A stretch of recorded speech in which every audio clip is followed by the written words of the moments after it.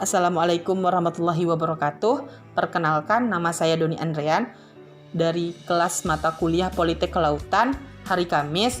Di sini saya akan menjelaskan materi tentang Indonesia sebagai negara kepulauan untuk memenuhi tugas kami.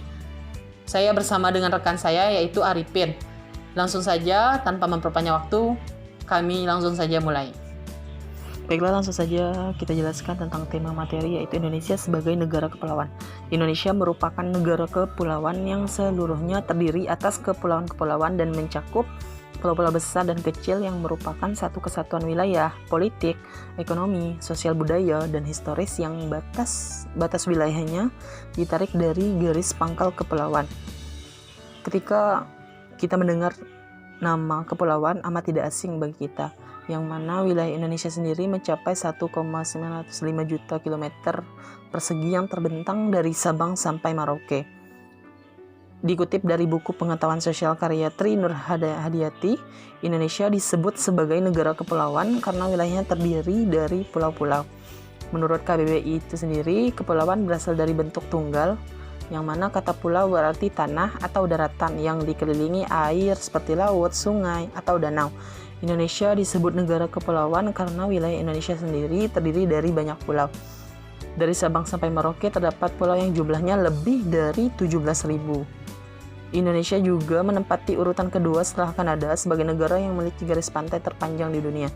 Berdasarkan UNCLOS 1982, secara tidak langsung mengukuhkan Indonesia sebagai negara kepulauan, sehingga sudah sepatutnya seluruh aspek kehidupan dan penyelenggaraan negara perlu mempertimbangkan geostrategik, geopolitik, geoekonomi, serta geososial budaya sebagai negara kepulauan. Baiklah, saya akan melanjutkan penjelasan materi dari Doni Andrean.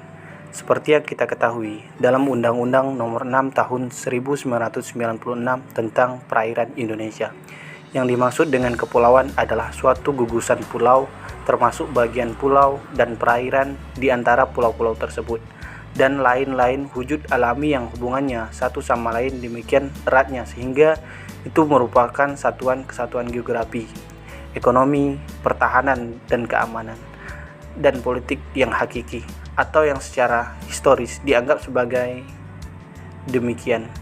Sebagaimana negara kepulauan dengan wilayah laut terluas di dunia, Indonesia memiliki potensi besar menjadi poros maritim dunia dan merupakan unsur penting bagi kemajuan dan kejayaan sebuah negara. Oleh karena itu, mengapa Indonesia disebut negara kepulauan? Bila dilansir secara geografi, luas laut Indonesia diperkirakan 2/3 lebih besar dibandingkan luas daratan, dengan panjang garis pantai pada setiap pulau kurang lebih 81.000 km. Selain Indonesia, beberapa negara lain yang mendapat julukan negara kepulauan diantara adalah Pulau Nugini, Jepang, Filipina, hingga Selandia Baru. Oleh karena itu, Indonesia disebut negara kepulauan.